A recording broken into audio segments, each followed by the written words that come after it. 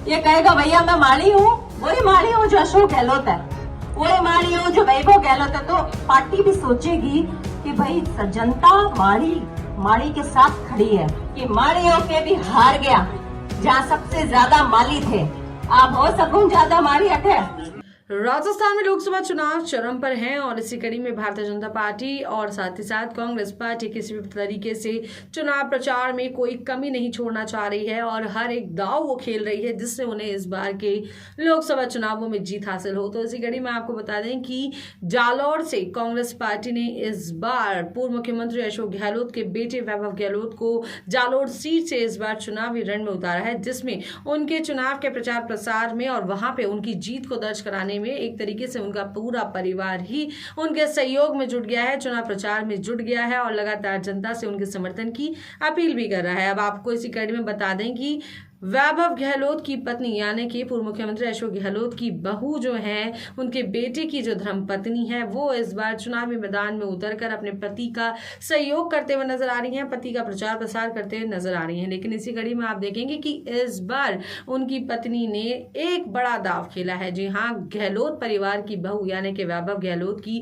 धर्मपत्नी ने एक मास्टर कार्ड खेलने की उन्होंने कोशिश की है। जिस तरीके से चाहे बीजेपी हो या कांग्रेस क्यों ना हो, दोनों पार्टियों ने ही जातीय समीकरण के आधार पर इस बार टिकट बांटे हैं। तो इसी कड़ी में हिमांशी ने एक बड़ा पत्ता फेंका है और उन्होंने जनता को कहीं ना कहीं घुमाने का और अपने पक्ष में लाने का भी प्रयास किया है। बता दें कि हिमांशी ने अपने पति के समर्थन में कहा कि आप हमें बताइए कि अभी तक ऐसे कौन से नेता हैं माली समाज से जुड़े हुए जो एक ऊंचे पदों पर बैठे हैं, कुछ गिने चुनों के अलावा। साथ ही साथ उन्होंने कहा कि यदि आपने अपने माली के बेटे को हरा दिया, आपने यदि माली समाज के बेटे को इस बार के लोकसभा चुनाव में हरा दिया, तो आगे कभी भी भविष्य में माली के बेटे को किसी तरीके से इलेक्शंस में टिकट्स नहीं मिलेंगी। तो क्या कुछ कहा है उन्होंने, दिखाते हैं आपको इस वीडियो में। आपके खुद के से इस लड़के को टिकट मिला है, हमारे समाज के लोग बहुत कम है राजनीति में, आप इस बात को हमारे लोगों को समझने का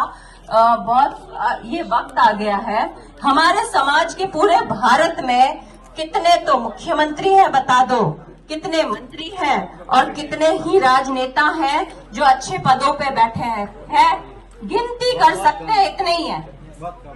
अब मेरे माड़ी लोग ही अगर एक माड़ी लड़के को हरा देंगे तो क्या उसको टिकट मिलेगा कभी किसी और माली बेटे को? अब ये भैया है, मान लो माली हो, अब ये जाएगा, मान लो राजनीति में अपना यहाँ से पार्षद बनता है, कुछ बनता है, ये कहेगा भैया मैं माली हूँ, वही माली हूँ जो अशोक गहलोत है, वही माली हूँ जो वैभव गहलोत है। तो पार्टी भी सोचेगी कि भाई जनता माड़ी के साथ खड़ी है, तो इसको टिकट दो ताकि ये सुने। तो हमारे को, हमारी जाति को, हमारे अपने को मजबूत करना है। जो लड़का आपका अपना है, आपके समाज से निकला, उसको मजबूत करना है ताकि वो आपको मजबूत कर सके और आगे के 4 लड़कों को और मजबूत कर सके, जो आपकी पहचान बनेंगे, गली गली से निकल के जाएंगे। पर आज अगर आप नहीं खड़े हैं तो फिर कोई आगे जाके टिकट आपके जाति के लड़के को नहीं देगा, ये मान लेना। क्योंकि तब चर्चा ये चलेगी कि माड़ियों के भी हार गया जहाँ सबसे ज्यादा माली थे, आप हो सकूं ज्यादा मारी अठे, जालोर मायने थे मारी अठे ज्यादा हो, साचौर जाओ, सिरोही जाओ, कठे जाओ, जितना माली या एरिया में है, जिन अच्छे वैभव जी ने अठे टिकट मिली हो कि थारा जाति अनुसार ये क्षेत्र परफेक्ट है कि आपके अपने लोग हैं। अब आप बता दो, अगर वो यहाँ से हार जाता है तो किसकी हार होगी? हमारी जाति की हार नहीं होगी क्या? बता दो।